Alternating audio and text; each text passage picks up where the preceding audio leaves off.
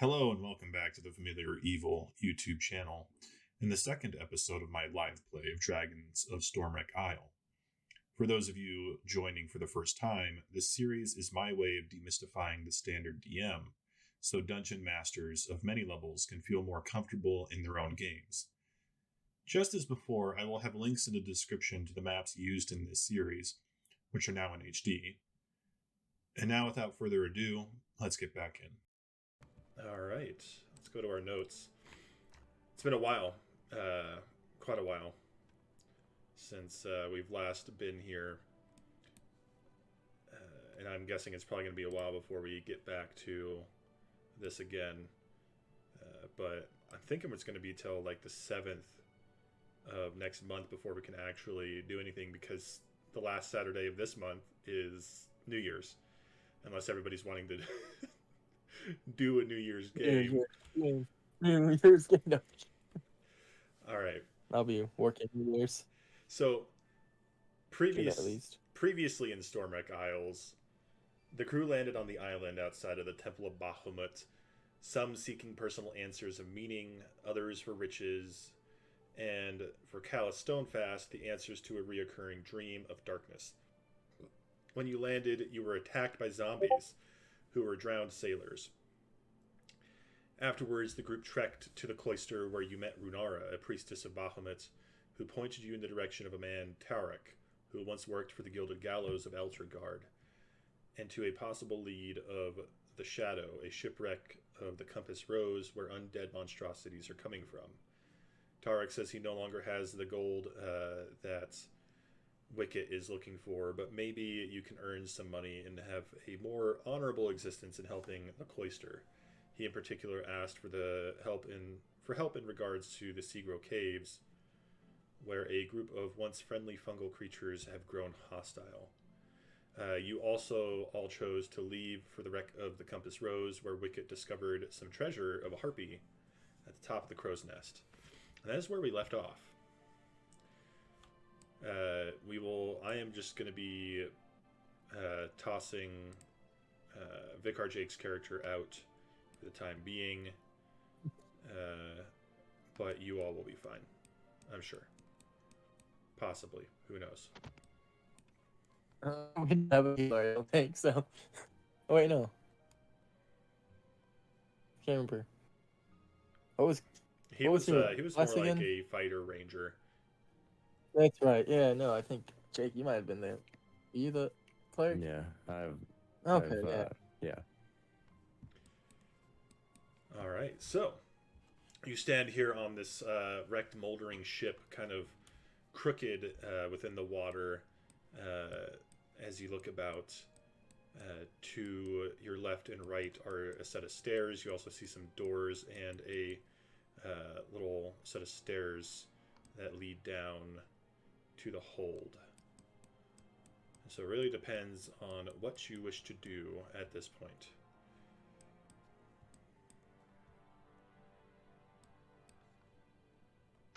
Have I come down from the crow's nest? Yes, if I remember correctly, you came down from the crow's nest and everybody interrogated you as to whether or not you found anything, and unfortunately your deception was seen through, as they do understand that you have found some valuables from up top. Hopefully this music stops skipping. I might have to end HydraBot for the time being.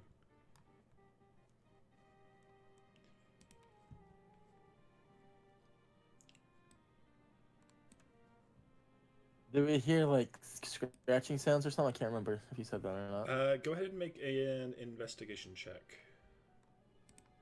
Okay.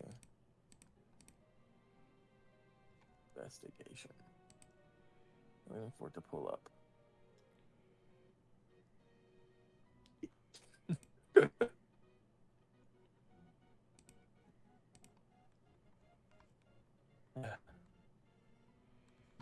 Alright, yeah, I'm going to stop this music. This is obnoxious. I don't know why HydraBot has decided to go insane, but I'm not going to listen to it continue to go insane. So we're... Luckily, I have ambience in Roll20 already. Oh, this way. I only got an 8. You got an 8. As far as you can tell, everything is quite all right. And at least you don't notice any scratching and stuff. I'm going to restart Roll20s for some apparent reason. It's not playing the music there either. These are the troubleshooting fun that DMs get to go through. Right? It's gonna... Oh, I do have this on mute. There we go.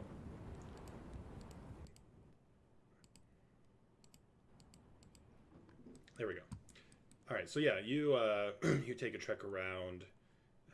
You walk up the stairs. You do notice. Let me scroll out as I can keep an eye on where you're going. And pull open the notes again for Cursed Shipwreck.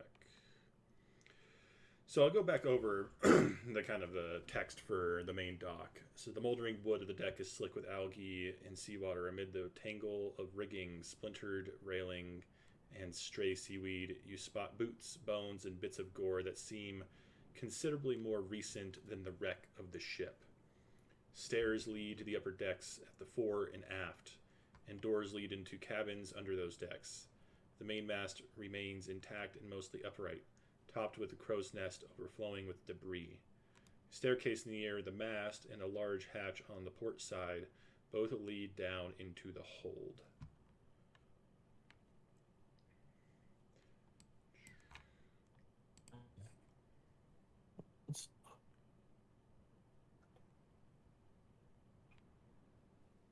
Did you try to say something? You cut out.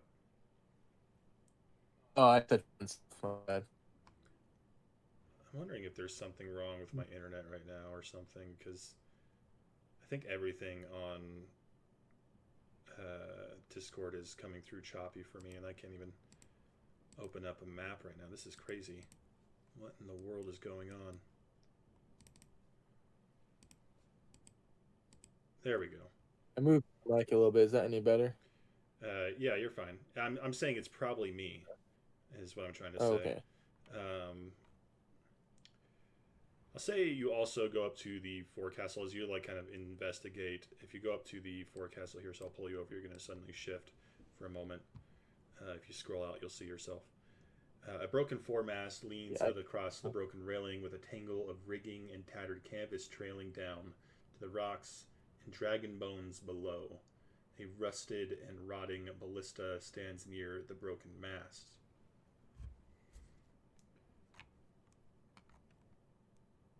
Okay. You also... I'm getting nostalgia from the ballista. Oh, yeah, that was a good one back in the day. The good old days. Oh. If you also inspect the quarterdeck, which is on the other side, the splintered remains of a mast jut up from this rear deck like a broken spear. The ship's wheel is askew, dislodged from its mechanism. So that's everything you can find upstairs at the moment. You haven't taken the time to go inside or anything or down, but if you investigate your immediate surroundings, that is everything that you would find up here. Okay.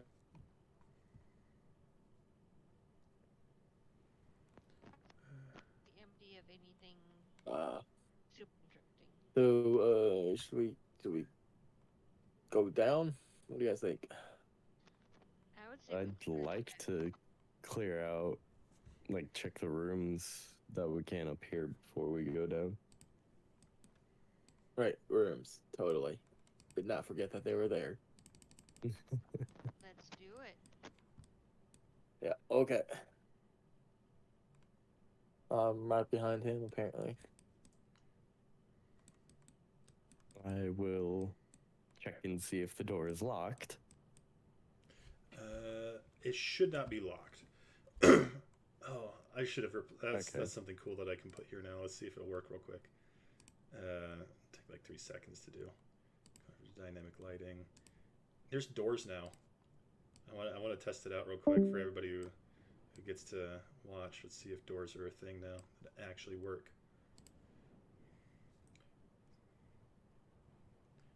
Oh, I do have to delete the old door. Hey, it does That's work. That is cool. sick. That's cool. Oh, what? I love it. I have to do that in my games now. You can actually click it. It's cool. All right, so that is leading into. Don't mind me opening it from like 10 feet away. Can I click it? Yeah. Oh, it is actually Click it from barricaded. all the way back there, but So this is the captain's quarters. The door is actually, which means I can actually click on it, and I can put lock, and you can't open it now. No! Let me in! Let me in! That's cool. All right. It's barricaded. Yeah, it is. Yeah, so the door of the captain's quarters is barricaded from the inside. You try to open it, and it's just it won't budge much. But you do think you could probably bust through if you wished. Get in. Yeah. Ulrich, give me a hand. Of course, my friend. Do this. All right. So We're both gonna try and bust the door down. all right. So either I will say that whoever is leading does this with advantage. Oh, what's your strength, by the way? 14. Yeah, I have a Two. 16. Alright. Should I do it then? Yeah. Alrighty. Let's hope this does not fail. Hey! 20. 20. Is that good?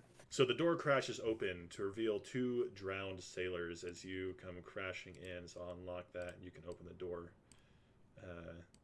as you bust through.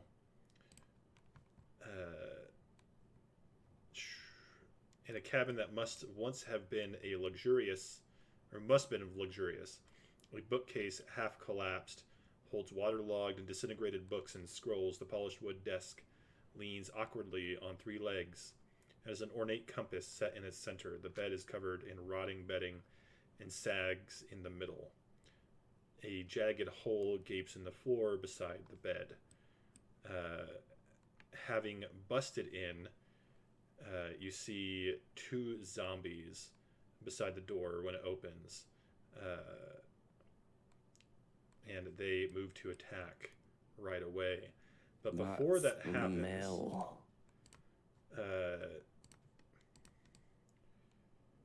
you see somebody hop up from the hole here, having like looking half surprised that somebody just busted in,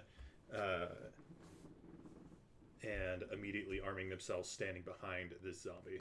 So I'll have everybody go ahead and roll initiative as I put on some battle music. I'm behind 1, so I can have a 0. Okay. I didn't want you.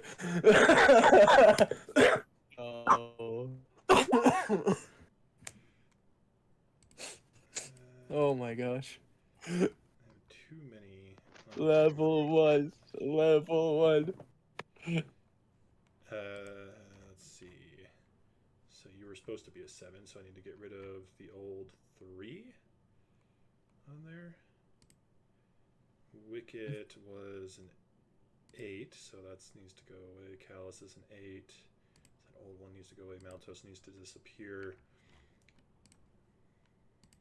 I need to remember to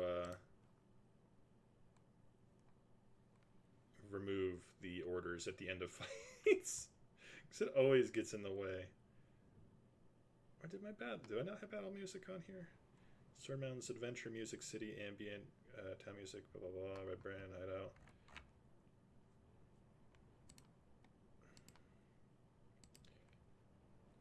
That's fine for now.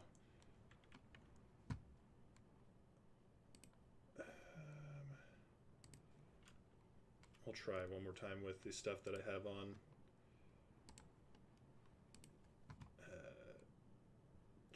Spotify. Hopefully it'll play better this time.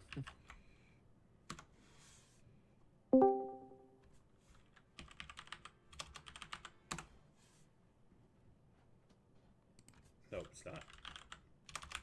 It's only worse than it was before. That is awful. Okay. That is fine.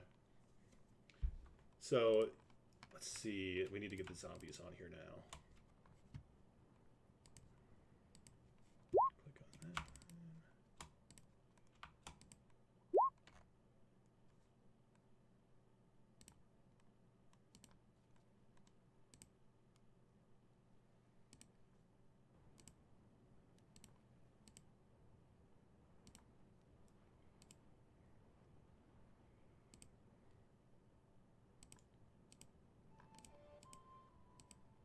I really want to do an insight check on that guy just to see if I think maybe he's there to help us, just so I can be dumb. It is He's a quite tiefling, clearly not, tiefling but woman. You can make an insight check all you want. Yeah. 7. 7. She has a very demonic look. For all you know, she could be the one summoning these things. Oh.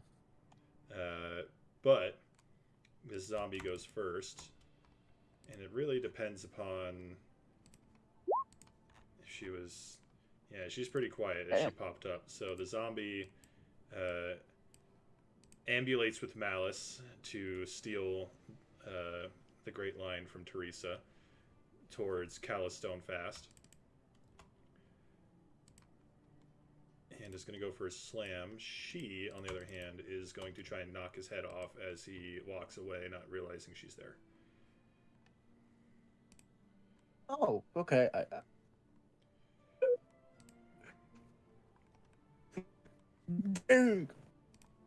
See, how did that... Oh, shit. Well, Yeah. NPC comes in with an immediate nat 20 for 10 points of damage as she knocks this thing in the back of the head real hard. The 2-hit was a 16 on Callus, which I do believe misses because you have an 18 AC. So this thing ambles forward. She just whack right in the back of the head, stumbles forward, and just kind of more or less runs into you rather than actually attacks you from being discombobulated and having its jaw basically just shunted off in that moment. Which brings us to her as she backs up and goes for an attack on this other one.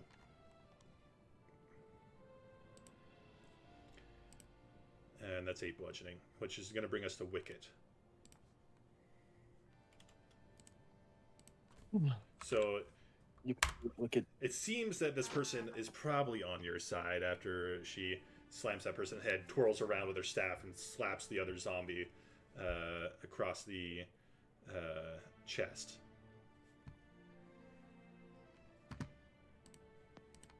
Okay.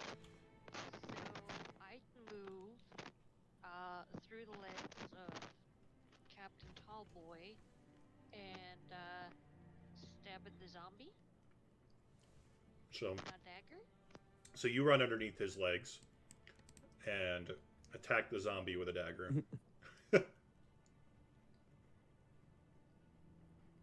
Dang. All right.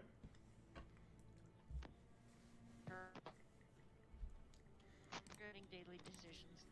So 11 damage overall. You do have a bonus action attack if you wish with your secondary dagger, which will just not take your pluses. All right, that definitely hits. And that brings it down to, either way, the damage you're going to do is going to bring it to 0. It's not going to take the sneak, but you would get 4 piercing. It needs to make a Constitution saving throw for Undead Fortitude. Level 1. And that is DC of 5 plus damage taken. That is 9. As you stabby into its chest, it stumbles back a bit, but as its body seems like it's about ready to fall over, it pulls itself back together and remains at 1 HP.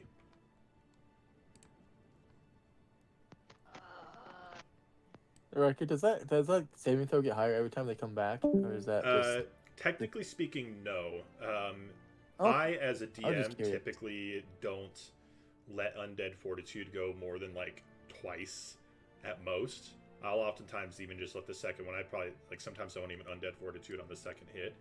It really depends upon my mood at the time. Because I feel like I've Undead had Fortitude goes on for too situations long. where, yeah, we were all just taking swings at it for like 20 minutes of real time. Oh god, yeah. And you Oh, no. you begin to think at some point, like, how sturdy is this thing's body? We're You've all basically turned it laughing, into but- mulch.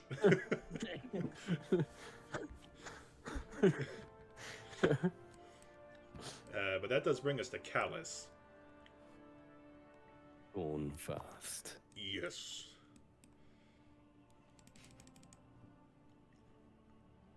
I'll give it a good thwack. I don't want to use my spell slots yet. Especially on a 1 HP zombie. Yeah. I'll give it a good thwack with my mace. That Is he hits. gonna be emaciated? Oh, I guess not. Alright, I am going to make him do one more Undead Fortitude. That's a 13. He splits, though, as you slam him in the chest. This zombie, still going, it's basically, you've taken off an arm and the lower half of his body, and he's basically just clawing his way forward, trying to go for you. Wait, does that mean he's prone? Yes, he is prone. Oh, sweet. Yeah. This happened last time. The zombies, Oh, yeah, that's right. for you in this game, you all in this game, seem to be pretty sturdy. This one is going to go for our tiefling friend with a slam for a 16 to hit. That's 3 bludgeoning. Is that one zombie pretty emaciated then? They look both pretty emaciated. This zombie kind of stumbles forward and slams into her as she shoves into the desk here. That brings us to you, Elric von Ballister. Obviously gonna take a swing. Yay! Yeah, it hits, right? 13? Yeah, 10 13 hit. definitely hits. Alright, 6. I imagine that you just sink it right Slash into it, the like- head. I'm not going to go for a third. This thing is dead. All right. So you managed to finally finish the zombie. And I'm gonna use. Guess I'll just move up to there to like help her out with my movement. All right. Once it's dead. Can't do anything, but at least I can maybe distract it or something. Yeah. So she goes for another two-handed attack. 23 to hit. God damn.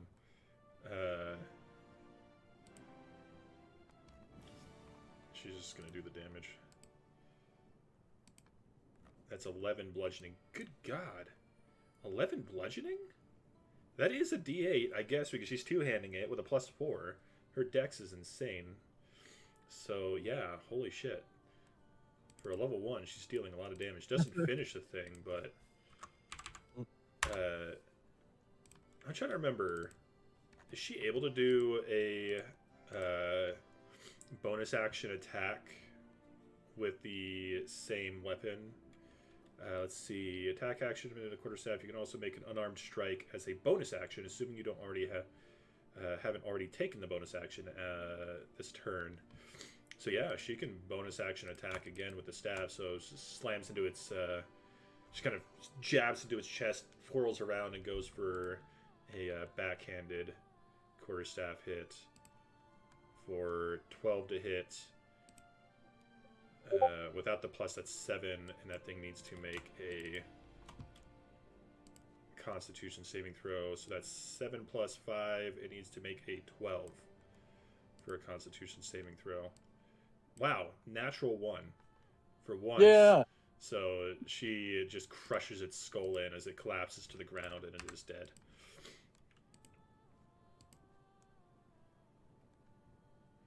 Can everyone else see inside the room clearly? It is still in shadows for my character. I mean, yeah, it's still kind of in shadows for me, but wait, I can. I'm gonna go I ahead, can't really and what I'm gonna do is you should all be able to see in a moment. Dynamic lighting. We're gonna do. Oh, daylight mode is on. So save settings. Control L. Oh, no. Control L. You're still able to see, right?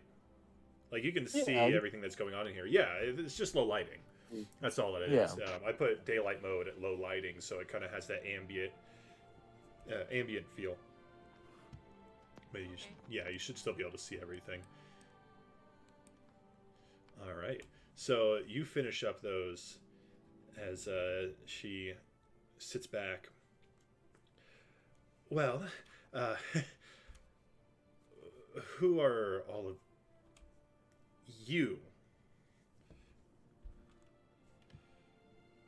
I was just about to ask the same thing. I'm Yadani Creed. Nice to meet you all. I'm a resident of the island, resident monk. And you all, who are you? She looks over at you, Elric. Elric Lone Ballaster at your service, ma'am. At yours as well. I was, to be honest, I'm just here because of the issue of undead, and I wanted to see what this was all about. It's been threatening the area, so that's why I'm here. I'm to guess you are all here because she looked around. She looks down at you, Wicket. Treasure? Is that what it is? Yeah, that might be what she's here for, but I kind of discreetly shove the exposed gold back into my pocket. Right. Well, either way, thanks for the help. Whether you're here for gold or glory or plain foolishness, gave exactly the distraction I needed. That first one, he just nearly ate the dirt immediately. It was great. yeah, it was pretty impressive. Hey, well, thank our master dwarf here, and I don't believe I've gotten your name yet. Alice Stormfast. I love the way you say that. I'm sorry. I don't know if that's rude of me to say. I don't meet a lot of dwarves, and I don't know, there's something about your voice. So exotic. It's just very, it rumbles through your bones. I love it.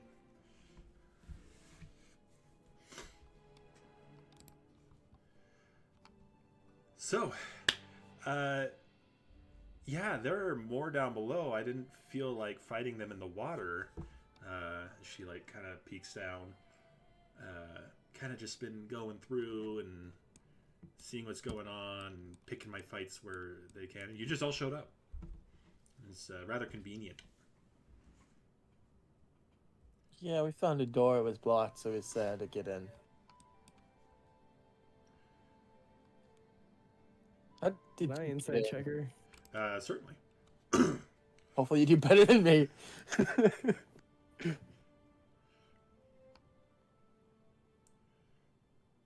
22 insight. She seems rather interested that there's a group of adventurers here. You definitely get a strong degree of this person is a hermit and doesn't see a lot of people and is actually kind of happy to see people.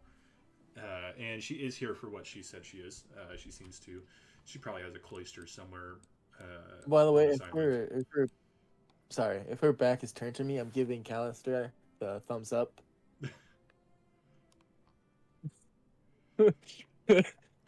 Yeah, so she seems honest. She doesn't seem to be a threat. Okay.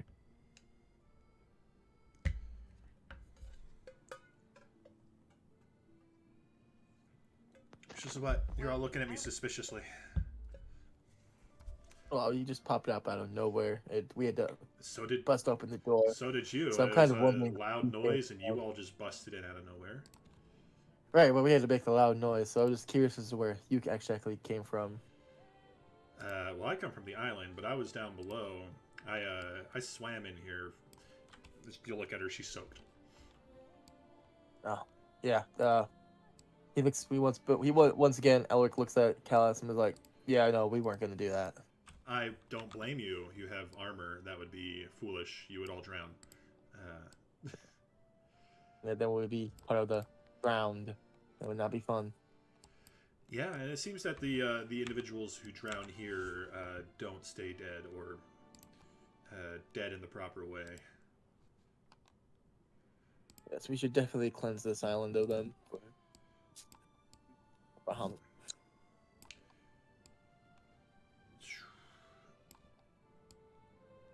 Just a second. Just fixing some things up here. Now that we have doors, I'm obsessed with making sure we have these doors.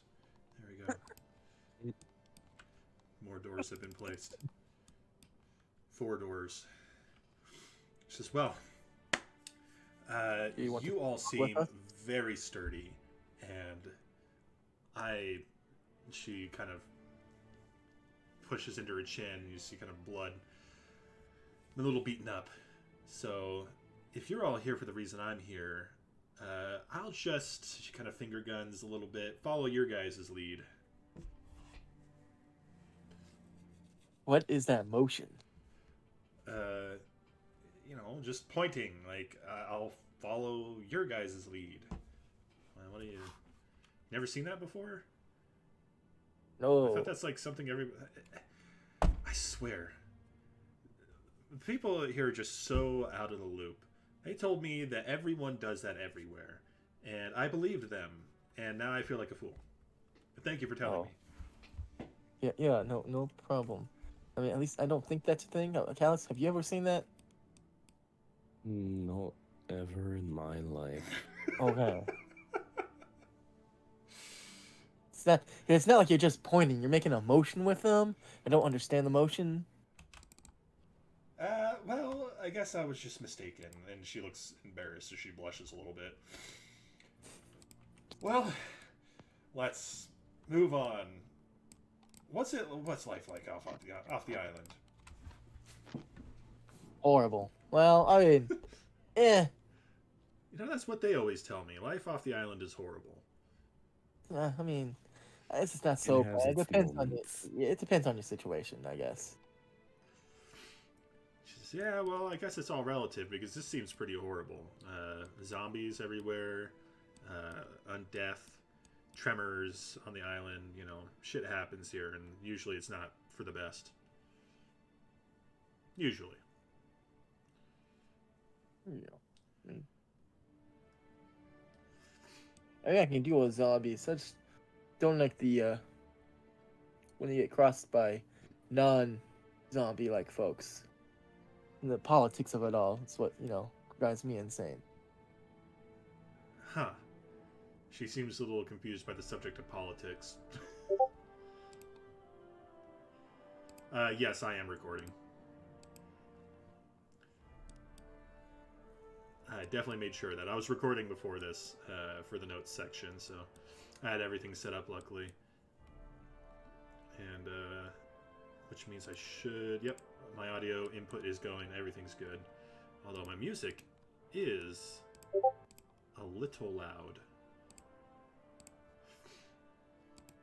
Alright, well, I'm leaving you all up to lead here because I always try to make sure that the NPCs are never the ones taking the lead. That is.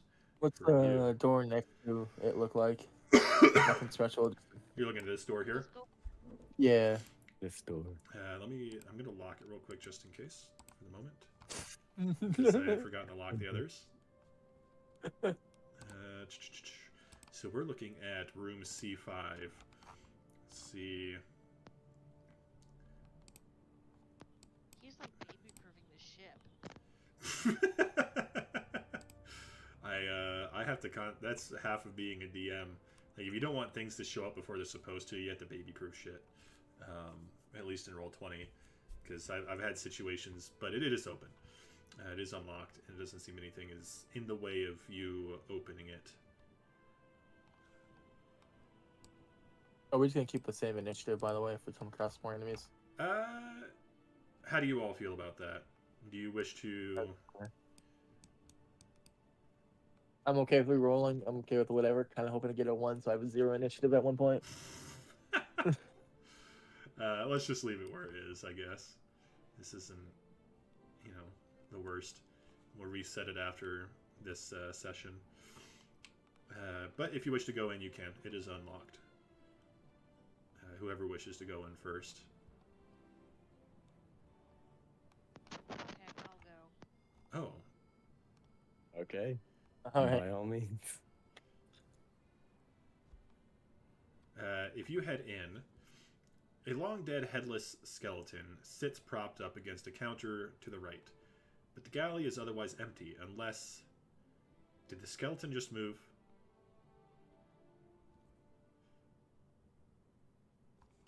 Alright, let's perception check this. Make a perception check. Bash its head in just in case. Oh god. Natural 20. I think we're screwed. As the skeleton shakes and ambulates, it is not ambulating with malice. It is ambulating with tiny crabs. They're just harmless crabs are crawling over the skeleton's remains, which kind of give it the illusion of movement. And I'm going to say with a natural 20 perception, you suddenly remember back to the previous room, and your roguish instincts, you're like, wait, that was the captain's room, and the captain's room probably has a ton of shit in it. Probably good shit. Yes. Indeed. So, let's search this room. So if you go back to the... So if you search this room, there's nothing in here other than the skeleton. But if you go back to the other room, I'm going to keep that 22 perception. And you find 2 small drawers in the desk, which hold a pouch containing 50 gold pieces, a set of cartographer's tools, and a dagger. The compass... there's a compass set in the desktop, which you can tell can easily be pried free, as it's kind of like... It's a moldering desk, and so you just like put your dagger in, plonk it out, and this thing looks like it's probably worth a pretty penny. So that's about 75 gold worth overall between the pouches and the compass.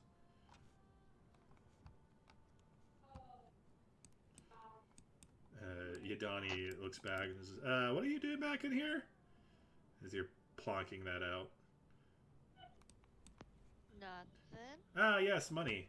Yeah, and just that's all your guys is. I don't care. We don't, as they say in the cloister, money is just transient.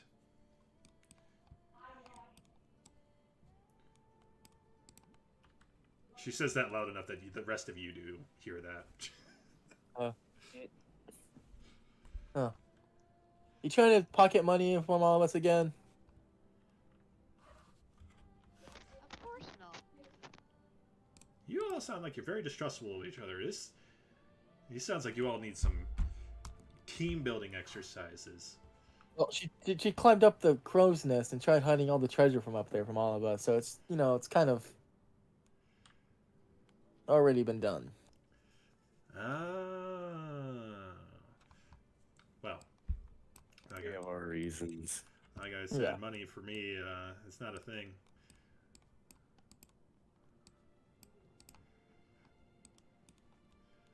Do I give the both of them the neener sign behind her back? Sure, you do. Neener, neener, neener. Says, well, there's these other 2 rooms over here if you wish to take a look at those. To be honest, all I've seen is down below. I've only just got up here myself.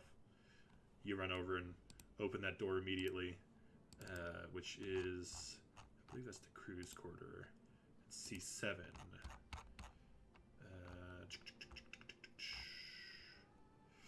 This is the mess hall. You see a long table takes up most of this cabin, which must have served as a mess hall Decaying chairs are scattered about. Broken glass and crockery litter the floor. Otherwise, there's nothing of interest to find here, unfortunately.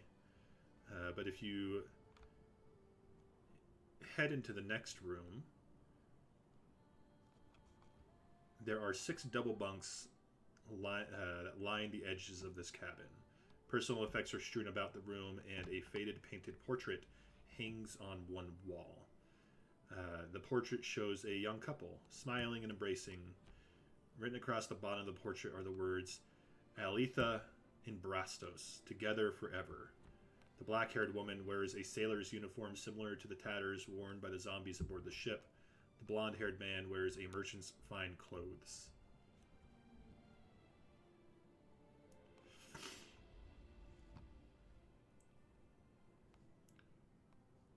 Have we seen any fine clothes among the zombies so far? No, you haven't seen any zombies with fine clothes here. You're wondering if one of them was the man? Mm-hmm. You don't. None of the zombies you killed so far either have the clothing nor the remaining appearance of this individual you see. It'd be kind of hard to tell if it was the woman since she's wearing something like everyone else is. They generally, like, zombies are still like them. They still look like themselves. They don't just become generic zombie number 20. They all look the same, even if their portraits do. Wicket, go ahead and make me a perception check as you come in here. I'm assuming you're looking around. Betcha, and I am blind as a bat. You're looking around. She says, looking for more treasure, are you? She says, mind if I help? No. Looking for traps. Looking for traps? Nothing to Yeah, see here.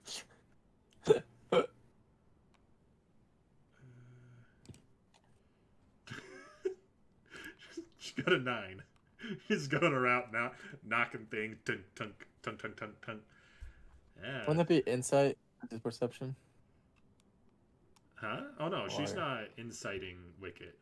Oh, She's she's looking for yeah, stuff. she's looking for stuff as well, and she's clunking about, just tapping her stick around. She's, I don't know.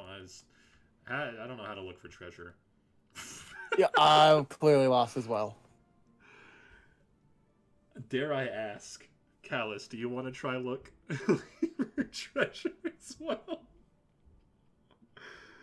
Oh. What?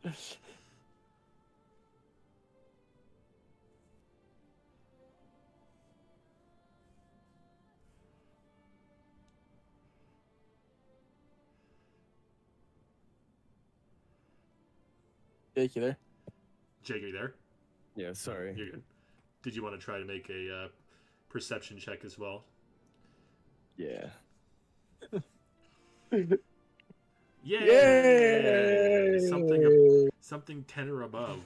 You're kind of knocking your hammer about as you hear a kind of dull thud in one of them. And you realize that doesn't sound like the rest of the area. Kind of feels like a stash, floorboard stash.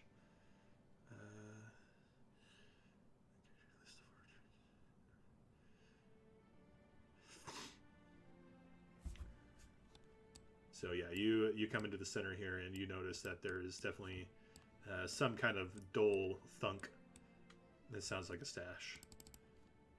I need to roll something real. All right, do you open it up? Yep. All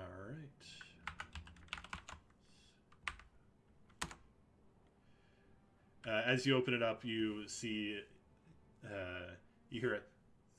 Tink! A dart had just shot out, but it only got a 10 and just clinks off your armor uselessly. When you look in, there's a sack with a lot of gold in it. Comes out to a total of 200 gold. Jeez. Got gold here. And we'll split it.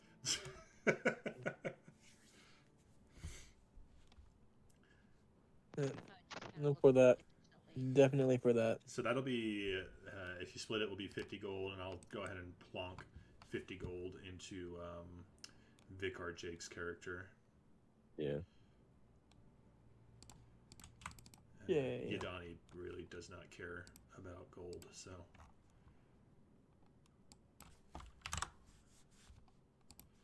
There we go. So he now has 60 overall. Woo! She says, wow, this is not a lot. I don't know. It's a good amount. Huh? It's a good amount. A good amount? Well, it sounds Yeah, like it's already that's been not useful to something you. It's not some amount you typically come across, especially not on a ship like this. At least, as far as I know. I could be wrong.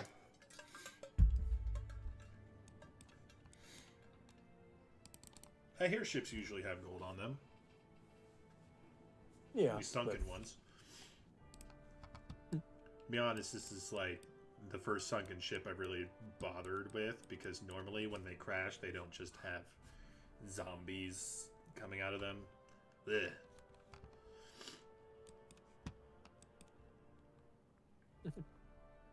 Yeah, no fun. I'm going to Oh, say so- this has been a short rest at this point. Not that any of you really have to care about that, but I'm going to give it to her so that she caps out at 10. This probably takes about half an hour, 45 minutes of going about. As the noonday sun starts to move towards like 2 o'clock-ish, 2:30. It's not too bad, though. I'd say we should probably get a move on down below before it gets too dark. You came from below, right? Did you? There's still a lot of issues down there. Yeah, I think I saw some like floating bodies in the one below, like directly below where I came up from, and I was kind of under the assumption that that one was a zombie as well, and I kind of just avoided it. Yeah. I have a question. Yes. How deep is that water? How deep is the water? Give the DM a second. Let's see. So go down to C8, which was where she was. The last one she was in.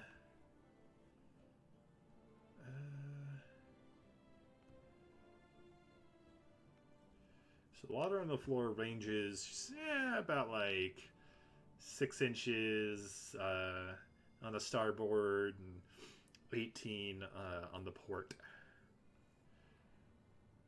So, kind of just up to your hips at most. Yeah, that's gonna be difficult terrain for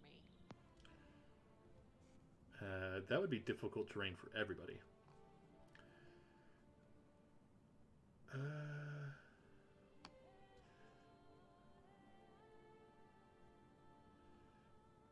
She said, I did see some crates down there. Probably have some good stuff in it if you're all looking for cool stuff. Well, let's just get down there already. Wasting time. Go. We all know we're gonna go down there eventually. Might as well just go down. She says, I like you. You don't waste time. Thank you. A lot of people just, every time at the cloister, they're just wasting time. So that should lead you to like right here, I believe.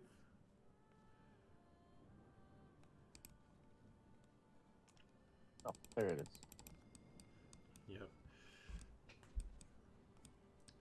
Once again, I made these maps. Must pat myself on the back. Pat, pat, pat. So I've already closed out. I keep closing that out. This is C8, the lower deck. Alright. The descent to the lower deck is chilly, wet, and unsettling. Seawater obscures the floor and sloshes against the hull. Decaying crates and barrels are scattered around, some floating freely, and others stacked into corners. You hear splashing as a walking corpse lumbers towards you, wading in the water that doesn't quite reach its knees. So you see this dude, as I go ahead and roll his initiative, he gets a 9.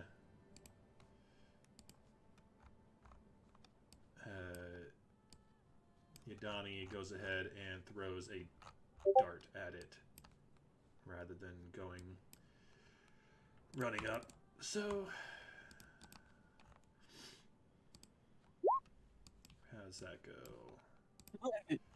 23 to hit. God damn, she's doing good. 5 piercing.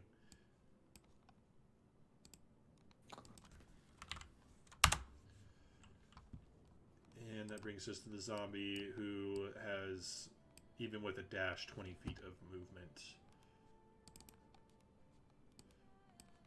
So 5, 10,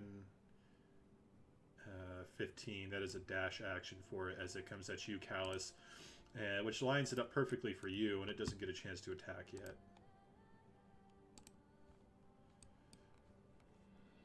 No ghasts? That would be a ghast. I'd be aghast if they were ghasts.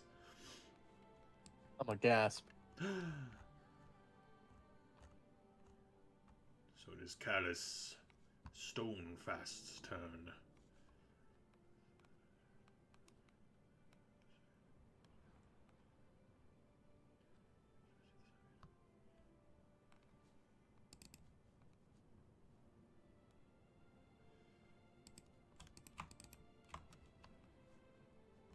I just realized my fucking mic was muted.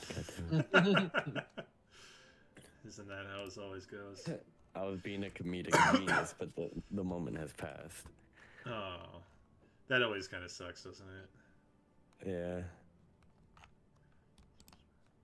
But I'm a whack it Whack. for a 14 to hit. All right, that definitely hits.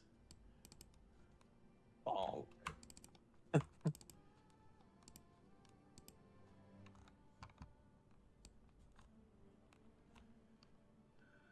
Okay, the description of my battle axe says up to 2 creatures within 5 feet. Does that mean I can actually attack 2 people at once? I have to take a look at that.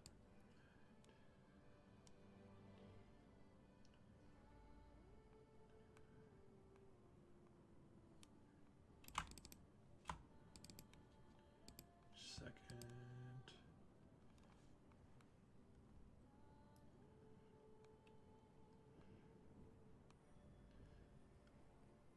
All right. Sorry, 4 bludgeoning damage to the zombie. As that brings us to Wicket.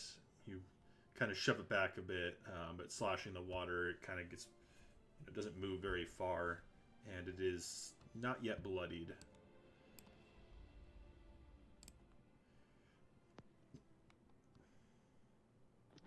Oh, yeah. Well, I don't think it's ever going to be bloody. That's bullshit, man. Yeah. Short bow. Have at it. Damn it. That does actually hit. I mean, it has an 8 AC, so 9 still hits. Sweet. Tis but a zomboy. So that is 9 damage. It's still up, but not by much. It is definitely more than bloodied at this point, as that brings us to Elric von Ballister. Finish him. Can I use my inspiration to have the 13 instead? Or just reroll? Your DM inspiration, yeah, I'll allow it for the 13. Alright. 10 slashing, which is Damn. I need to double check. If the damage is 0, it must make a Constitution saving DC 5 plus the damage taken unless the damage is radiant. So yeah, that's going to be a con save 15. Hey, not bad. And it fails. Yeah. So it is dead. However, as you celebrate that, something pops out of the water and attacks Yadani from behind. A ghoul. And that is going to be an advantage. There's a 20 to hit. That's 8 slashing, and she is going to have to make a DC 10 Constitution saving throw, and she is far more than bloodied at this point. As this thing comes behind her, it racks her in the back, and she screams out in pain. Constitution saving throw. She does pass that, so she is not paralyzed, but she does take that 8 points of slashing damage. Luckily, he does not have a multi-attack. That is not a good gabagool. Yep. The ghoul has the same initiative as Yadani does, so Yadani flips around. I'll give her her turn. And goes for a two-handed quarterstaff attack for an 8, which is, I'm pretty certain is going to miss against a ghoul. Yeah. What the heck? It does. Sometimes, Roll20 has this bad habit of not loading everything for a stat block. And so it doesn't have its AC at the moment. Let me see. Yeah, armor class is supposed to be 12. So I'm going to fix that. So yeah, she does not hit. And then does she...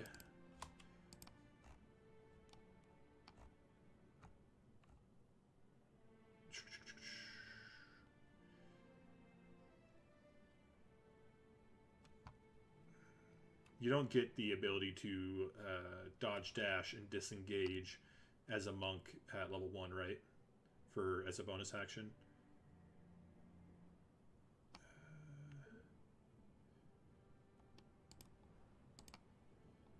Yeah, it doesn't look like something you get. So she just straight up misses. I'm going to roll to see. Highs, she stays where she is. Lows, she retreats. She is going to try to retreat. Oh no. She does have a pretty high AC, but who knows what will happen. This thing goes for a claw attack. 23 to hit. She is almost certainly going to be down. Yeah, 6 slashing. She backs up and is unconscious. So Yadani immediately collapses into the water. That is going to finish that, though, and that brings us to you, Callus. I don't like that. I can use lay on hands if we need it. If you just want to do some kind of spell to it or just attack it. Yeah, I'm gonna hit it with a guiding bolt. Okay. All right. For 23 to hit. Yo. That definitely a hitch. Hit him with the Shah!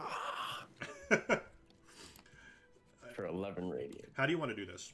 I'm doubling it because it's radiant against undead. That's below CR 5.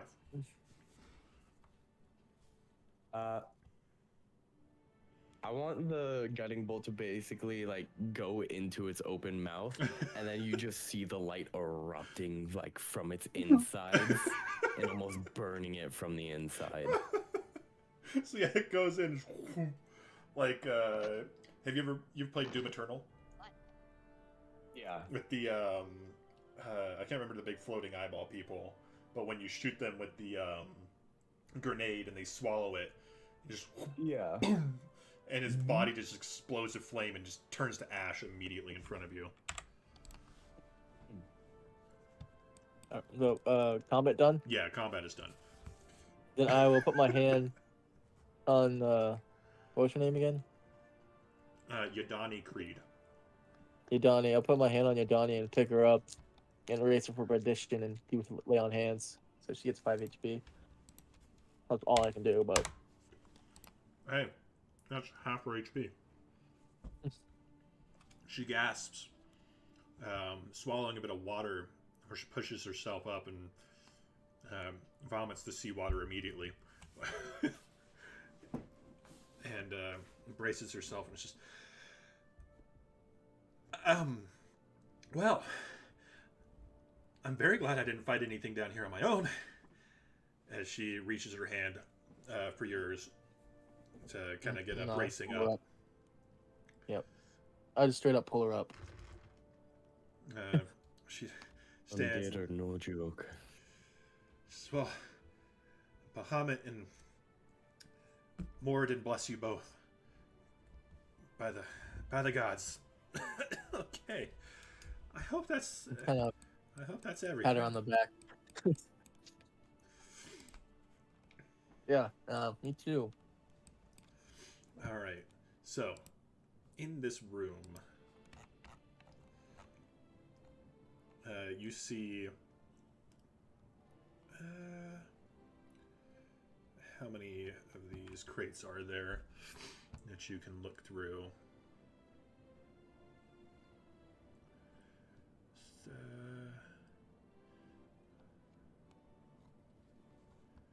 You did notice one thing about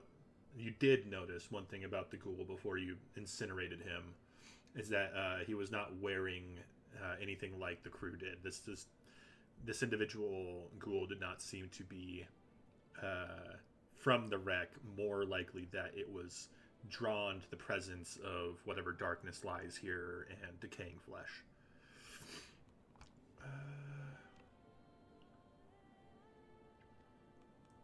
Using crowbar, the characters can pry open a crate 1 minute without crowbar, or take 10 minutes. Or without a crowbar, it takes 10 minutes. When a character opens a crate, roll a d6 and consult the crate contents table to determine what's inside. It does not determine how many crates there are.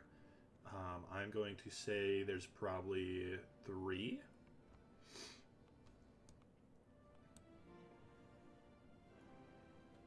It's interesting that I don't tell you how many crates are in this room, or am I stupid?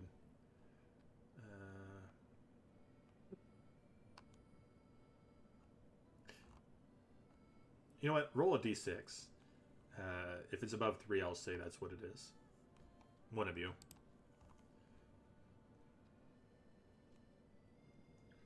4. I got 4. All right. There are, since yours is the first one that came out, there are 4 crates.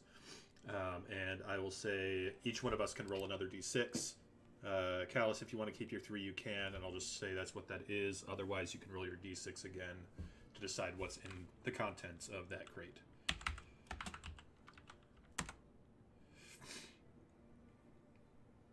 Five. So Yadani looks in one, pries it open with a crowbar, and she finds a loot with an inlay of mother of pearl. It's worth 50 gold pieces. Was I supposed to roll again? Yeah, go ahead and roll again. 4. You find a pair of candlestick holders carved from bone to resemble dragons, worth 25 gold pieces each. So that's 50 gold pieces worth of candlestick holders. Okay. Callus, if you don't want to roll, you find 10 small 1 pound bars of silver, each worth 5 gold pieces. So that's 50 gold as well. So you find lots of silver. Your dwarven instincts lead you to pure precious metal. And then Wicket. Go ahead and roll me a d6. 5.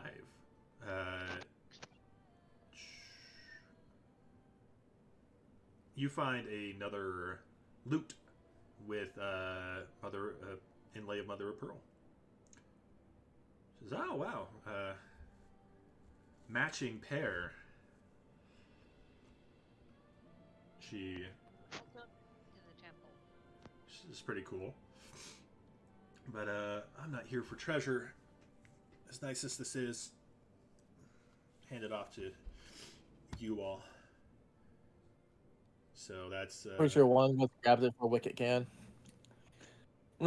well, each and every one of you got 50 gold pieces worth of stuff. Oh, you're saying you take the loot before Wicket does? Yeah, we'll say that. Yeah, so we'll say that goes to Vicar Jake as well. Yeah. You do notice that if you're going to go down into the hold, you will be swimming for a time being. Which begs the question, do you have room to swim? So, see climbing, swimming, and crawling, and suffocating in the environment section of the rulebook. Well, I don't need to use that because I have roll 20 suffocating the environment, and then swimming.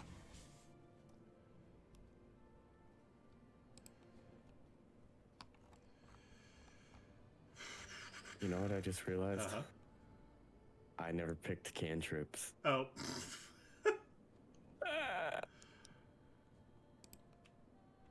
Oh, I think that's probably my fault. I was supposed to probably put cantrips in for you. I can do it now. It's fine. Okay. Close that out. Is there anything special for swimming? Ah, there we go. Each foot of movement costs 1 extra foot, so this is considered difficult terrain. When you're climbing, swimming, or crawling, you ignore this extra cost if you have climbing speed, blah, blah, blah, blah, or swimming speed. So yeah, you would all be moving at half speed down there. And then when it comes to suffocating, a creature can hold its breath for a number of minutes equal to 1 plus its constitution modifier, minimum of 30 seconds. When a creature runs out of breath or is choking, it can survive for a number of rounds equal to its constitution modifier, minimum of 1 round. The start of its next turn, it drops to 0 hit points and is dying, and it can't regain hit points or be stabilized until it can breathe again.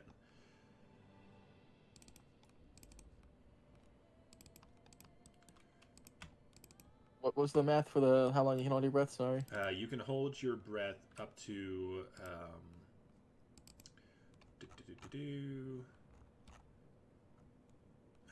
1 plus Constitution modifier. So okay, so 3. So does that mean a minute 30, or does that mean like 30? Well, it's just minutes, so your Constitution modifier is 3, Oh, so that'd be 4 okay. minutes. No, it's 2. It's 3 minutes. Oh, okay. Minutes. Okay, so yeah, you have 3 minutes of breath that you can hold while down there, and then another 3 rounds before you start dying from suffocation. I don't like this. I don't like this one bit. I'll go down there with you. I'll take off my armor because I feel like that's gonna be a pain in the ass. Well, how deep does the ship go? This is the last part of the ship, so this is as deep as it goes. So it means we might be facing the nasty without our armor. I'll keep my shield on me. No. All right. I don't like I'll this. cast the light cantrip on it. All right. So as the cold water engulfs you, a strange undersea world is revealed. A colorful seaweed grows over the shattered hull, especially around the gaping hole in the stern of the ship. Tiny fish dart among hunks of debris and cargo. You do see that there is a heavy iron chest that lies on the floorboard of the hole. Directly beneath the hole it fell through. So that hole that you saw that Yadani came up through is the same spot where, and I'll go ahead and pull you down. So you're right there. Yadani comes down with you, and it would be right over here. Wicket and Elric, Do you go down there as well? Yeah. Can I keep my armor on, or would that impose some disadvantages when I'm swimming? You're basically just walking like you're in Zelda with heavy boots.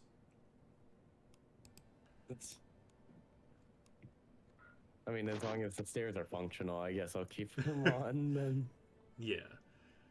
I can hold my Okay. breath for 3 minutes. Yeah, I'm gonna hold my breath for 3 minutes. Let's hope this is the best. Yeah, this halfling is not gonna do that. You're not gonna go down there. Sorry. Nope. Nope.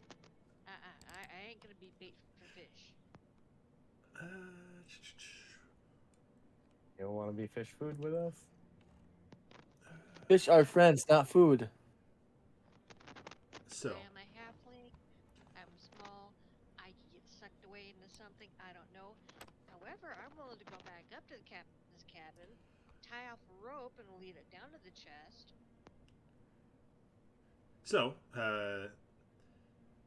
if the group is willing, she can certainly do that, or you can just try to pull it out. I mean, there is 3 of you.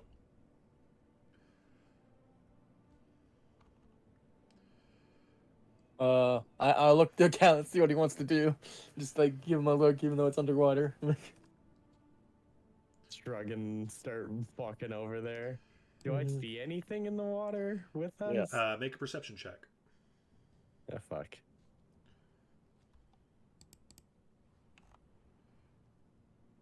16. Okay. You're pretty confident that there's nothing in here other than, and Okay. you also notice that like that's the only thing of real interest in here is that chest. Otherwise, everything else seems like if it had any value is too destroyed by the water at this point. With the 3 of you, you're able to pull it out if you wish before opening it, unless you want to try and open it now. No, we'll pull it out, I guess, right? Yeah. All right. I don't want to be fucking. Yeah. I'll say just have everybody make an athletics check. The 3, so just for the heck of it. I'm gonna use my inspiration. I've only had advantage on this. There we go. All right, with Callus, you manage to get it out. You're all starting to feel the burning in your chest as this thing is hard to move, and Yadani unfortunately is literally fucking useless in this situation. She's like if you've ever seen Shanghai Noon, where he's like pressing on Jackie Chan's hand. It's essentially what's going on here. Because she gets a 0. But you bring it back up to where Wicket's at.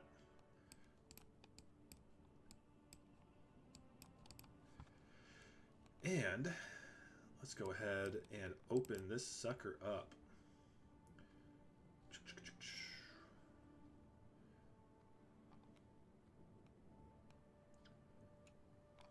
So the chest contains a pouch holding 55 gold pieces and 3 turquoise stones worth 10 gold pieces each, as well as a pair of boots that kind of have this leafish design, very elegant leafish design. There's also a packet that seems to contain the captain's journal, which has been kept safe from the water by its wrapping. You see that there's a braid of hair stuck in the pages like a bookmark indicating the log's last entry. The last entry reads as follows.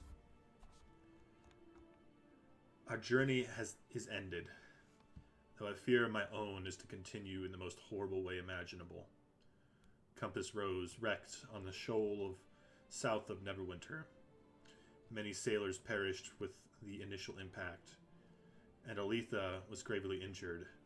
As I tended her wound, she clutched her talisman and breathed soft prayers. I asked her what the talisman signified. She told me love. Her husband waits for her at Dragon's Rest, having pledged his service to the dragon there. The talisman is made from locks of their hair, woven together as a promise to be reunited no matter what fate might befall them. It might have been a beautiful story had it not been for Althea's gruesome end, and the words of the prayer I heard as she breathed her last, for she was begging Orcus, the Prince of Undeath, to reunite her with her husband. I held her hand as the breath left her, and I felt a horrible chill pass through her. Next I knew she was sinking her teeth into my neck. At the same moment I heard moans begin to rise from the dead sailors all around us. What curse has she brought on us all? Already I feel a creeping chill overtaking my body. I am securing her talisman within this book in my chest, in the hope that someone who comes after us may end this nightmare by bringing Althea's talisman to her husband.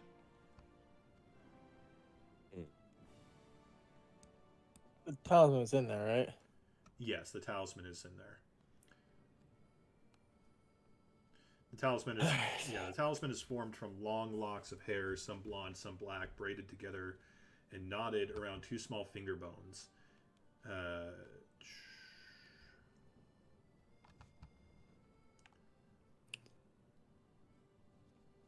That could be quite cool or rather creepy.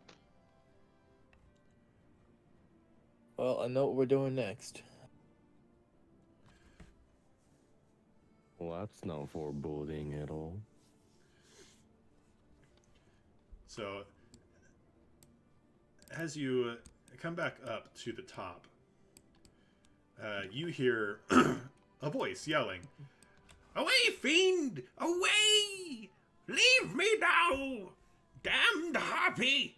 You come up and you see dive bombing at a small skiff.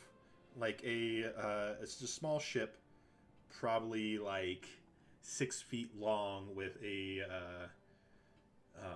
flat top to it rather than kind of like sinking in where you sit within it.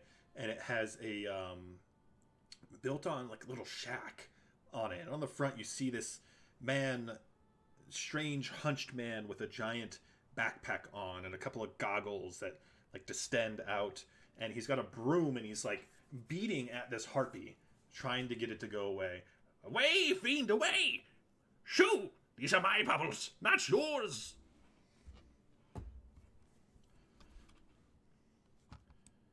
What do you do? Or what do you wish to do?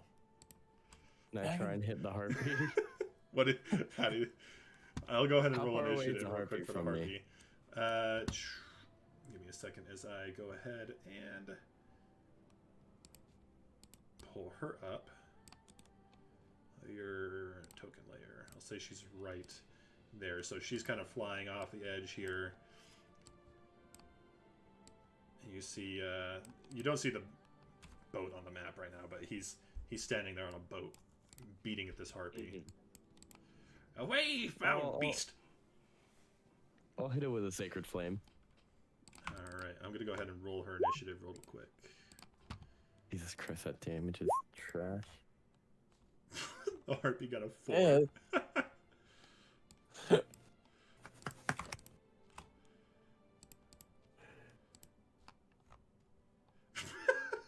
He got-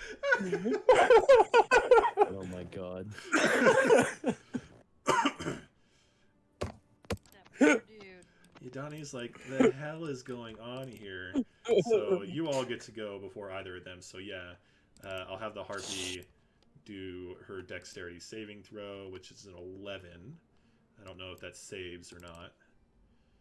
It does not. The DC is 13. All right, Yay. perfect. Yadani is going to throw a dart.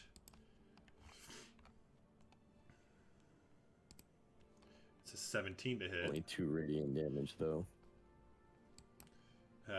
Wicket and Elric, what do you both wish to do? The ballista was not working, right? No, the ballista is Failure. completely dysfunctional, All right. unfortunately. Then I'm going to toss a javelin and miss probably.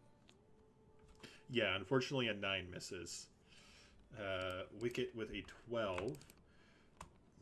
Hopefully, the RP has her AC. That's an 11 AC, so yeah, that hits. right, so and you do get the sneak attack because she is distracted by this strange man. And so that is 6, 8, and 10. So that's 18 points of damage to the harpy, who squawks out in pain. Unfortunately, Elric, you did miss. The harpy is not particularly happy. What can she do? Every humanoid giant within 300 feet. Drop it. I want everybody to make me a DC 11 Wisdom saving throw as she swoops back. The strange man goes for an attack.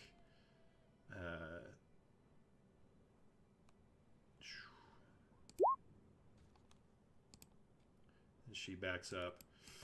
You realize that this broom that he's hitting her with dealt a lot more damage than you thought a fucking broom would deal. he smacks the thing, and she squawks in pain. He is not actually a pushover.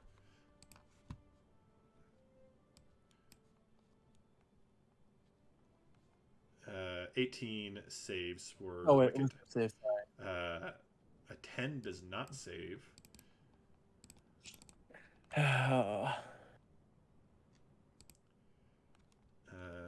He saves, and then I need to do one for Yadani. I'll laugh if Yadani fails this, because Wisdom is her second highest stat. 13, she passes. So, Elric, as she sings this melody, it sounds gorgeous. It's about the most beautiful music you've ever heard in your life, and it brings a tear to your eye. You are charmed. And I need to double check what that charm does. Become charmed until the song ends. The harpy must take a bonus action on a subsequent turn to continue singing. It can stop singing at any time the song ends if the harpy is incapacitated. While charmed by the harpy, a target is incapacitated and ignores song of other harpies. If charmed, the target is more than 5 feet away from the harpy. The target must move on its turn towards the harpy by the most direct route. It doesn't avoid opportunity attacks, but before moving into damaging terrain such as lava or a pit, and whatever it takes damage from a source from the harpy, repeat a saving throw. Yeah, so on your turn you basically just move straight towards her. Says I avoid damage though, so I wouldn't actually jump off the ship, right?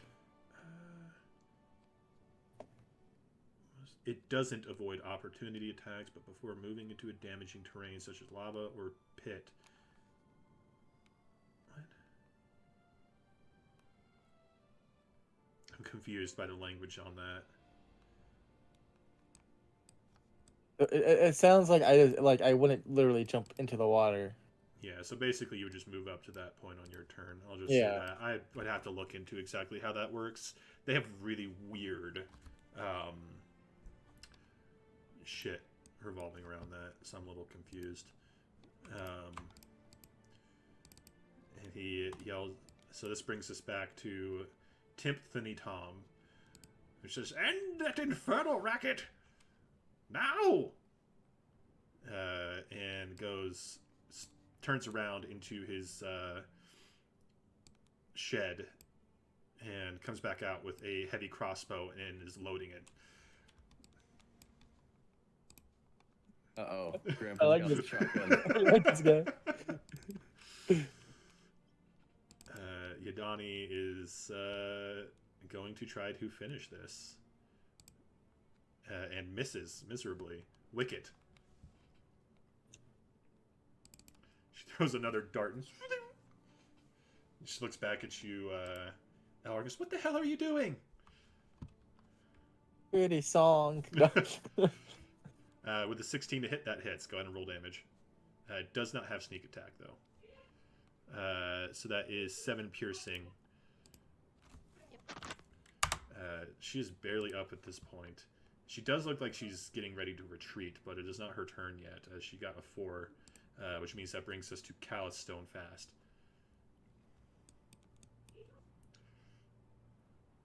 Well, buddy.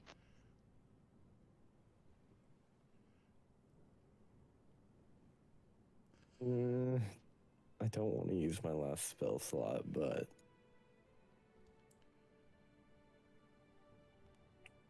You can always try to make her dodge.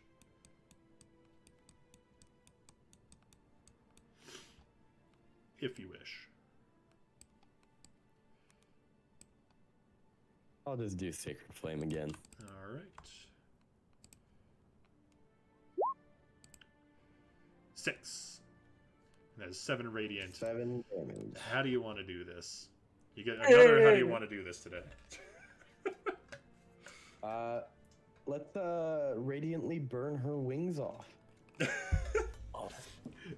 So her wings start burning away and she screeches in pain. She's already basically dead before she starts falling. But before she starts falling, you see Timptony Tom pull his crossbow, or as you like to say, shotgun. And as she's falling, right through her, this massive bolt, and she just splashes into the water and sinks to the bottom. He looks back to you and raises his heavy crossbow. Ah, yes, thank you for your help.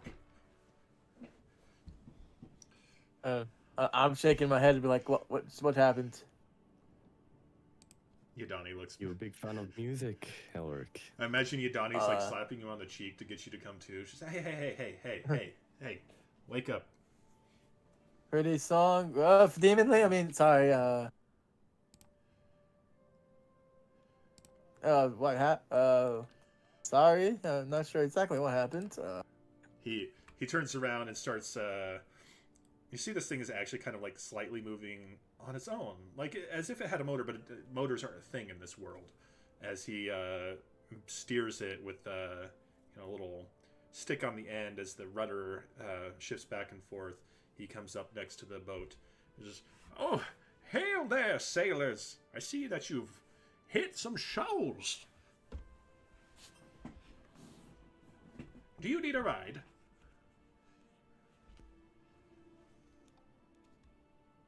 Yes, let's get us off this infernal boat. Yes, of course. Please. Of course. You helped me from that beastly racket. She lured me here with her devilish song, but I never liked it. That's the only reason I was here. It was annoying me. Nice to meet you. I am Timptony Tom. Elric von Ballister, at your service. Nice to meet you, Elric van Ballasser. Alice Stormfast. Nice to meet you, Kara Stonefast. And you are... He looks at you, Wicket. I am Wicket. Nice to meet you, Master Wicket. I am but a humble merchant, along with my brothers. I am Timptony Tom. There's Timptony Tim. I do believe I've forgotten the rest of their names. Come in. The boat will take us the rest of the way. Thank you. So, he pulls you in quickly. He kind of almost like just yanks some of you in. Seems to be excited to have people here, as he is a merchant. You come in and you see a whole arrangement of shit everywhere in here, from swords to, and you get the feeling that his backpack as well is a repository of a great deal of stuff. As he says, "Well, did you come with anything interesting from your travels?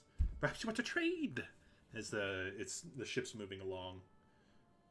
I pull out the candlestick that I got in the room. Candlesticks. The candlesticks, I guess. Yes, I will pay you 50 gold for those. Oh, okay. Or if there's anything on Or- your mind that you want, I could certainly sell you something.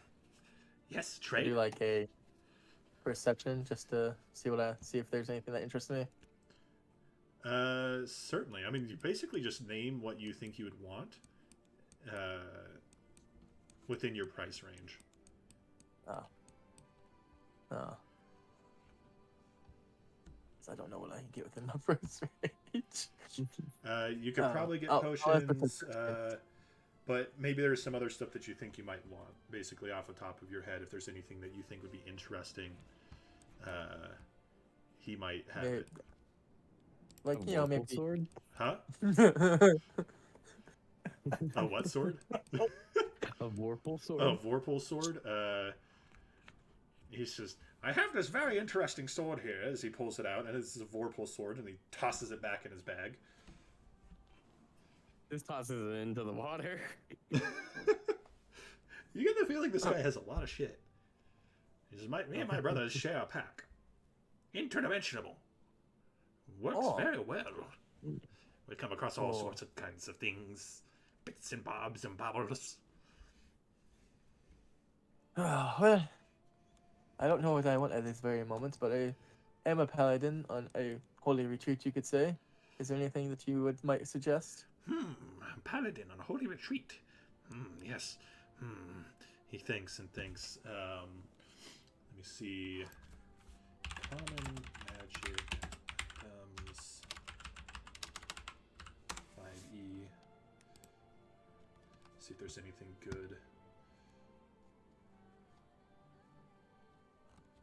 That's, that was no. There we go. Wikidot usually has a good. What the hell? There we go.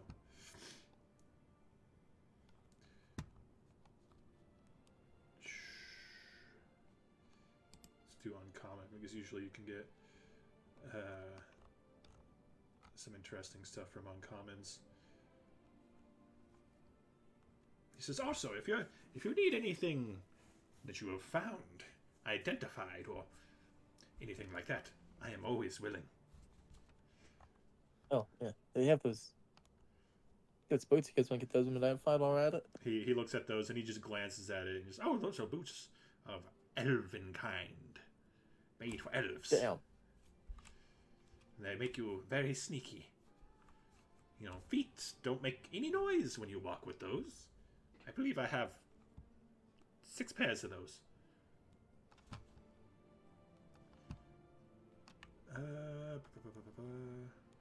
What would be good for you?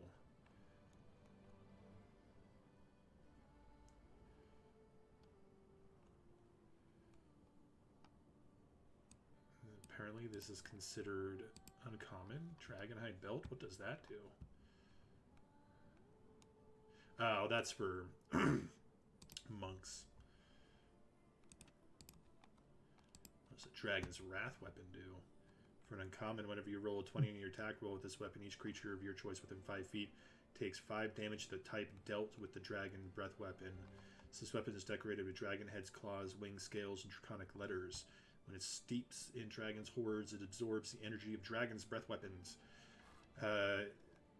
He says, "I have one of these," and he pulls out like a giant 2-handed sword with a massive, like with a dragon's head on it. That's like, it looks like the Platinum Dragon.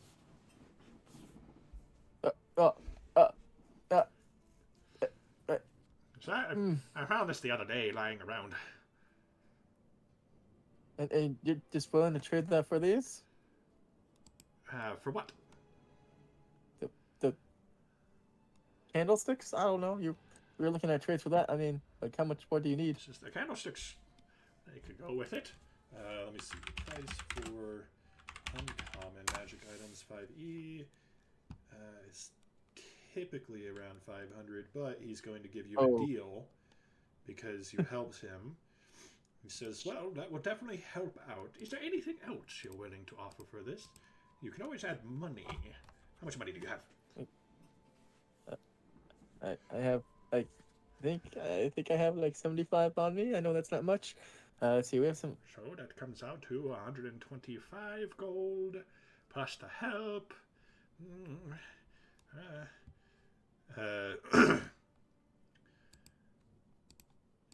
Sure. Tosses it at you. I cough and toss over a bag and oh wait, no.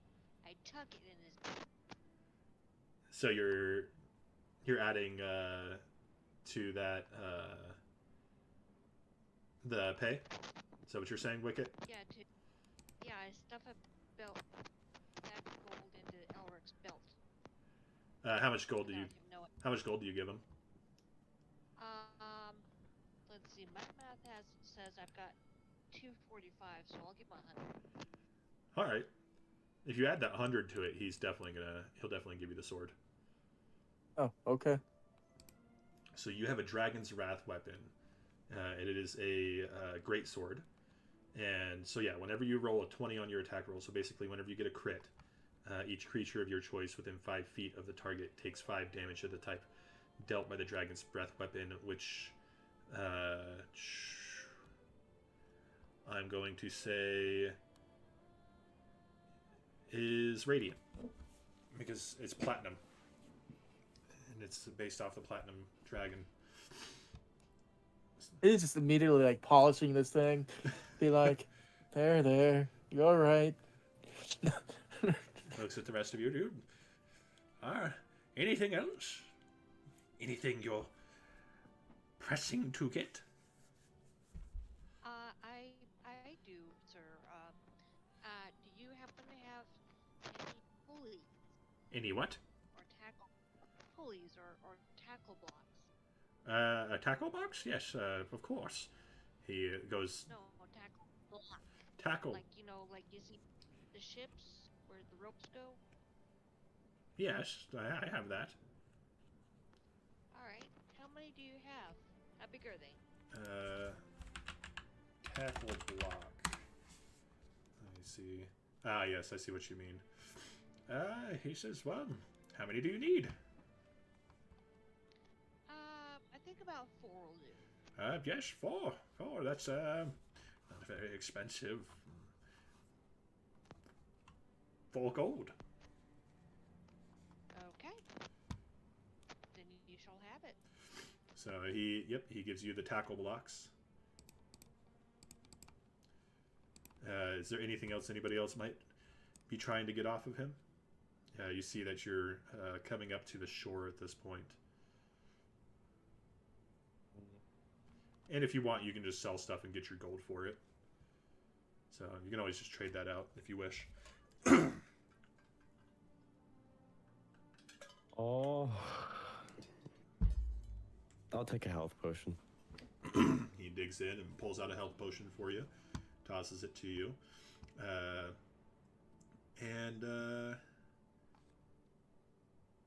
see. Does he add anything else to that? He might give you something a little extra. Go ahead and roll me a d10.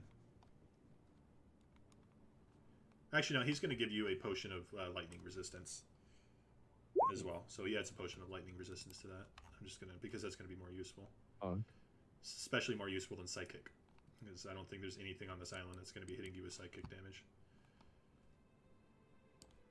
So he hands you a potion of lightning resistance. You see this little vial with this like bluish glistening water like sparkles in it, and every once in a while you just see it.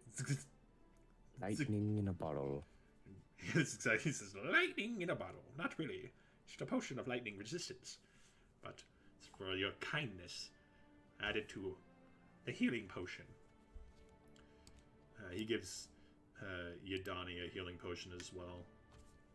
He says, you look a little rough around the edges. You probably need this one.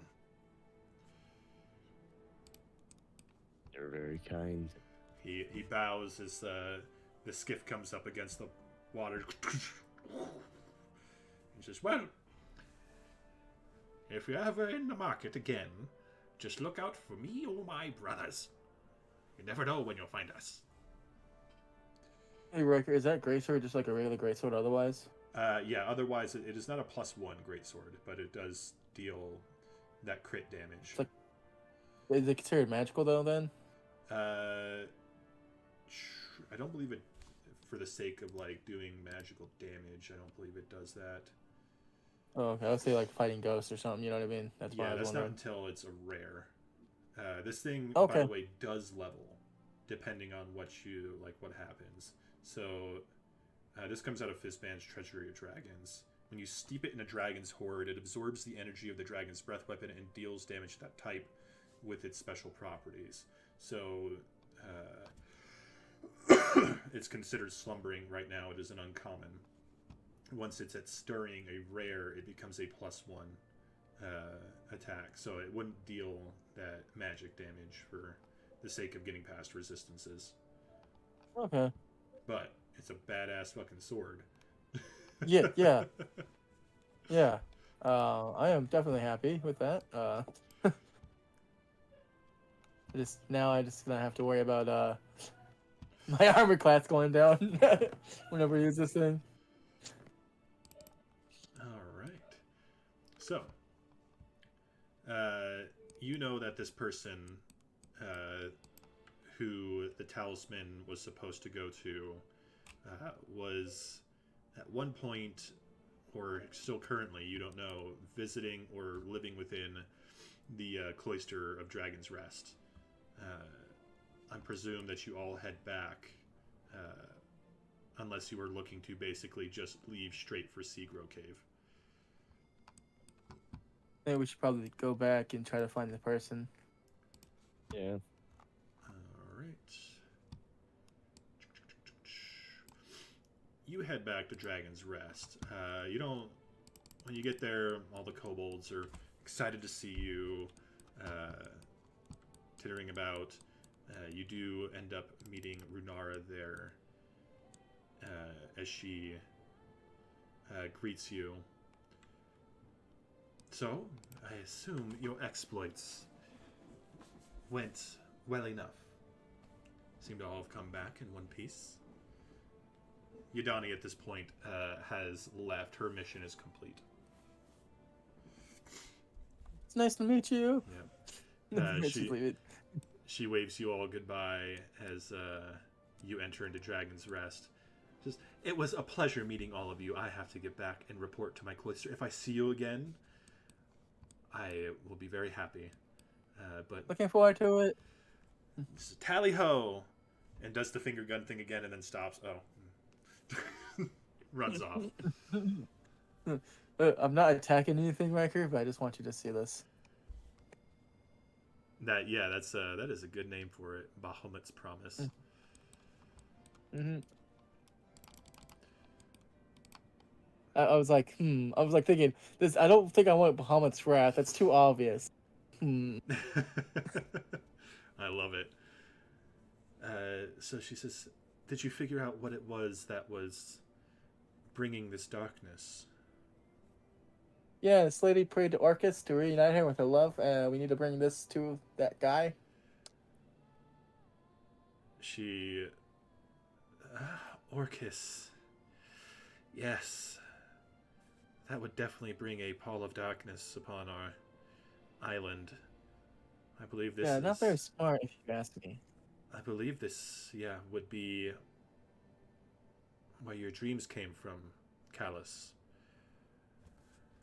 Do you know any more details about it? So you need to bring this talisman to a person? Do you know who it is? What they look like? I think I we do, honestly right? have no clue. Wasn't it the one from the painting? You know from the...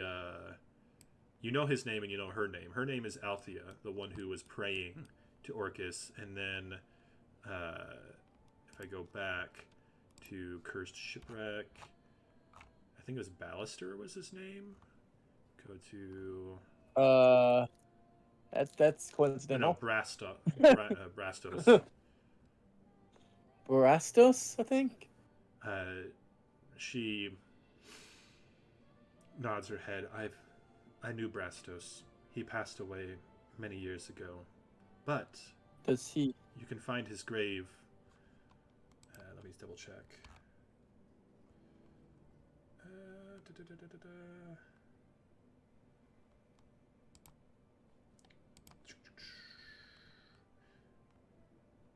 Yeah, he was laid to rest in a graveyard atop the cliffs at the northern point of the island, northwest of Dragon's Rest.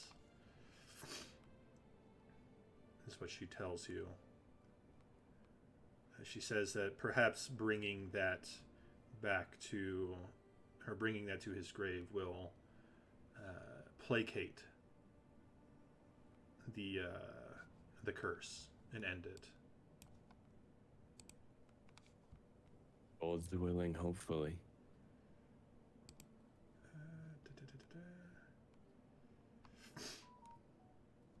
So, if you wish to do that now, then this is how I will narrate that, and then I think that is how we're probably going to end the session is after that. Because I know there's one thing I definitely want to roleplay. yes, what is that? Going to the statue and he's gonna make another prayer with Bahamut's promise. All right. Go ahead and with advantage, make me a wisdom check. Okay. Come on, wisdom.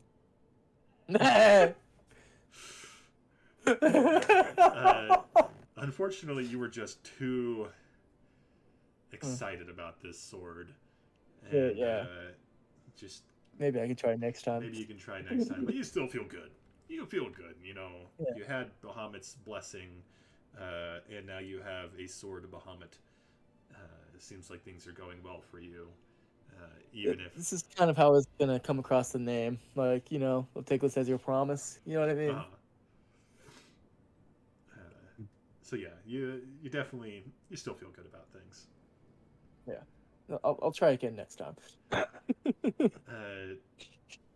But so you all head across the island.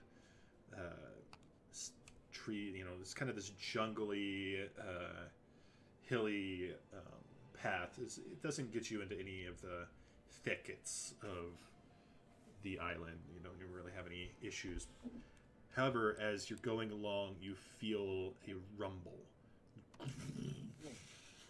underneath you and all around, as it feels like a miniature earthquake just hit the island. And to the distance, kind of below, off of a cliff, you see a vent of steaming hot water explode from a set of stone and spray out with kind of this reddish glow before subsiding. A rather strange event. But you are unharmed. Eventually you reach the graveyard that you were told of. Standing over this expanse, as you look out, you see just extending sea far beyond. No land, as this points away from the Sword Coast. And you see the graveyard there. Seeing as this is Callus's quest to end this darkness, I will ask you, Callus, what do you do in this situation?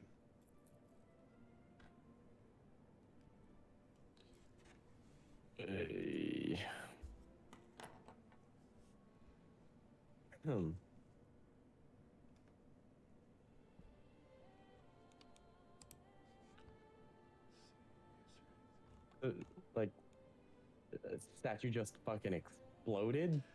Well, no, there was a situation as you got there, you felt a sort of earthquake, and there had been part of a stone wall, kind of like a cliffside, that shot out with steaming hot water and kind of this reddish glow before subsiding.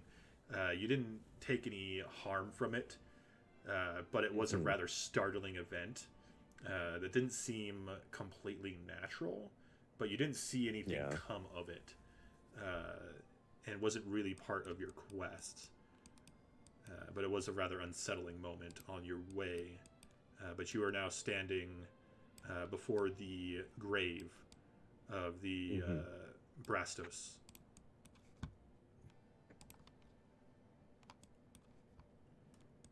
So this is your quest to end this darkness, and you're under the expectation that bringing this talisman to his grave will end it. So that's why I'm leaving it the role play opportunity to you, because this is your moment.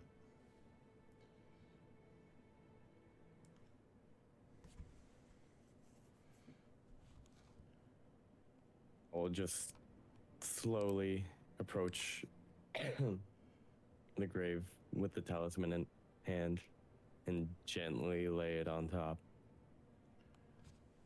Oh, you may have been misguided. You did have good intentions in your heart. Love is a powerful thing. And I hope you find rest now. Powerful magic of all. As you kneel there and give out your prayer, you feel a vision that you have seen many times, but now you are at the center of it, as this darkness surrounds the island, extending out to the sea beyond and the infinite expanse. It retracts slowly and then fades away.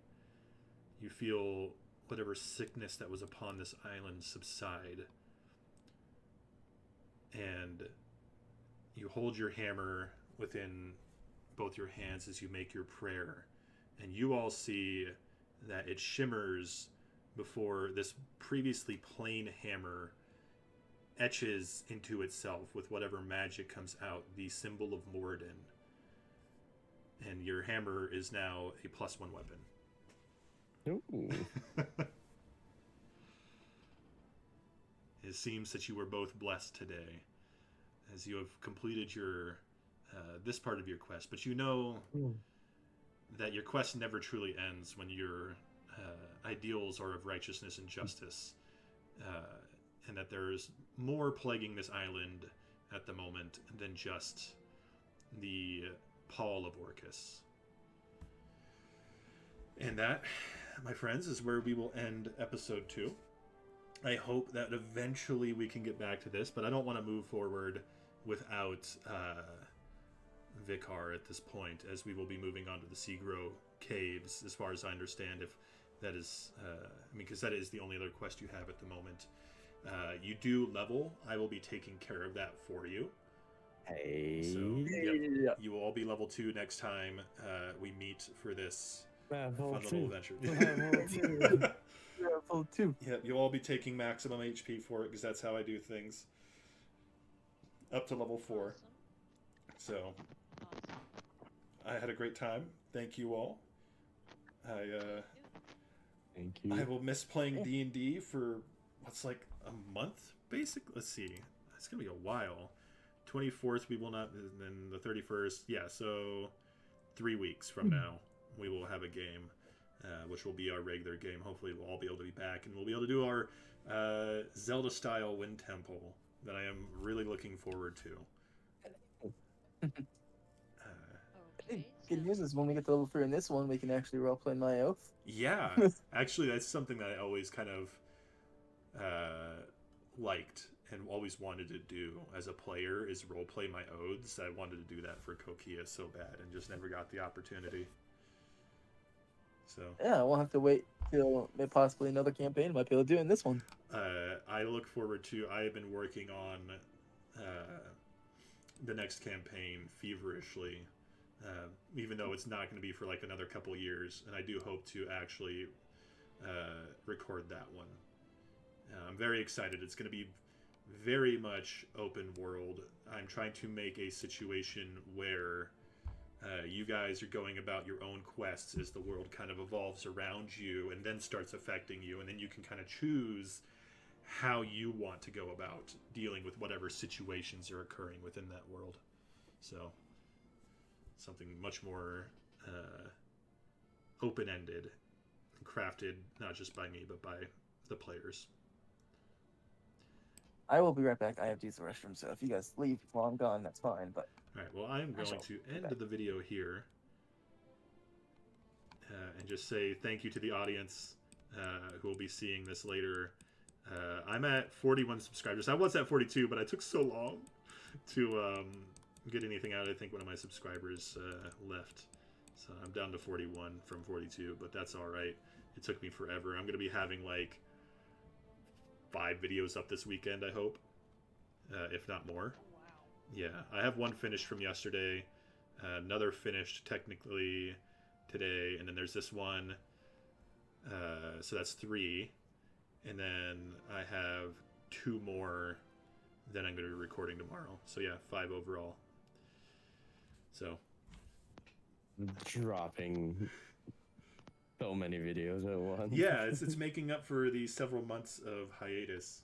So as a quick closing to the audience, thank you for making it to this episode of Stormwreck Isles. I hope it was helpful and educational. Some of it was kind of off the cuff from the actual story, but I think that is always educational to have a bit of extra stuff that's not just from the game, to kind of learn new ways to improve your improve things. So until next time, peace.